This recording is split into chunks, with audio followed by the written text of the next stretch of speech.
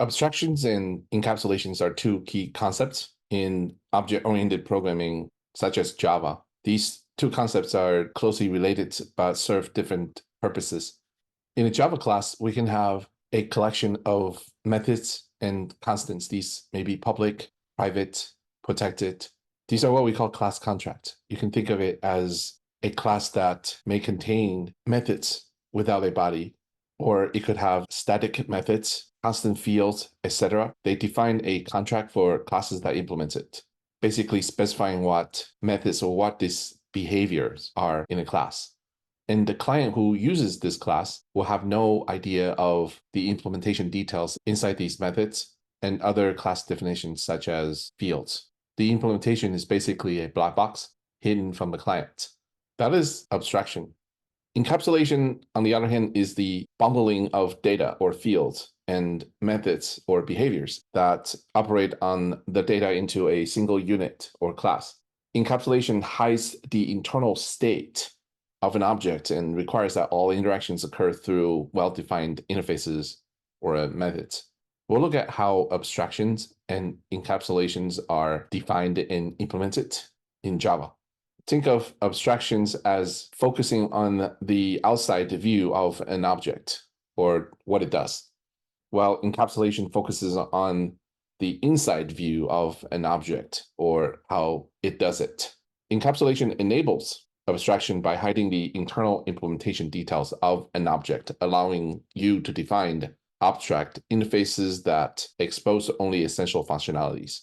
In OOP, object-oriented programming, both abstractions and encapsulation promote modular design, code reusabilities, and maintenance in object-oriented fashions. Let's look at a specific examples involving both abstractions and encapsulations in a use case. Let's design a loan class. What is a loan? A loan is a financial transaction in which one party, typically a lender such as bank or financial institution, provides funds to another party known as the borrower, with the expectation that borrower will repay the amount borrowed, along with any agreed upon interest or fees over a specified period of time. In this loan class, we have a set of data or properties and a set of methods, which are what we call behaviors. These data fields are indicated by this minus sign, which means private. Annual interest rate, double. This is the annual interest rate of the loan. We have the number of years of the loan amount, and the date this loan was created. In the behaviors, we have default constructors, user-defined constructors, get annual interest rate, get number of years, get loan amount, get loaned date, etc. These are getters or accessor methods that fetches the private information from your loan class.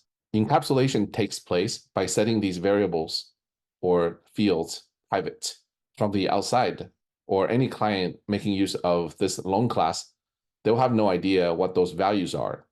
The only way to access these values will be through these getters or accessor methods. If you don't provide these accessor methods, there's no way for other clients to know about these data fields. That's encapsulation.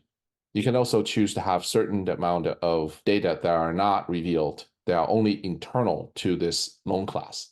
Abstraction, on the other hand, will be these method signatures. You can see the setters, not just the getters. They together define the specific behaviors, what the loan class would do, meaning it would compute the number of years left, interest rates. It would also set the loan amount and also letting you know how much loan amount is left, what the monthly payment is. These method signatures are very important because they abstract the whole class away from the implementation details. Namely, you don't need to know how much the monthly payment is in terms of the interest rate and the compound interest and whatnot involved in a financial transactions. That's implementation details. All you care about is how you would get these computed results from this loan class versus their implementation details. That is abstraction.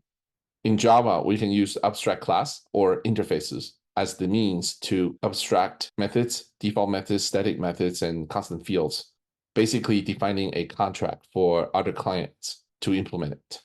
We'll have an example illustrating how this loan class is built in a demo session. Similarly, let's look at the next example. Let's look at body mass indicator class. BMI is a measurement used to assess an individual's body weight relative to their height.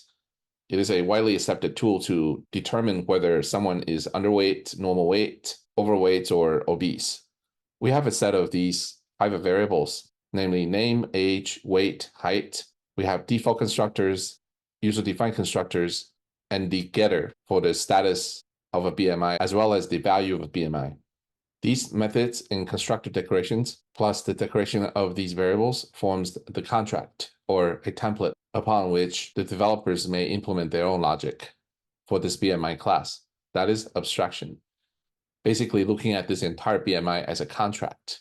Encapsulation, on the other hand, is basically a collection of these private variables or data fields, including the constructors. By way of declaring these variables private, or by not specifying the implementation details of these methods and constructors, they together hide the internal state of this entire BMI class.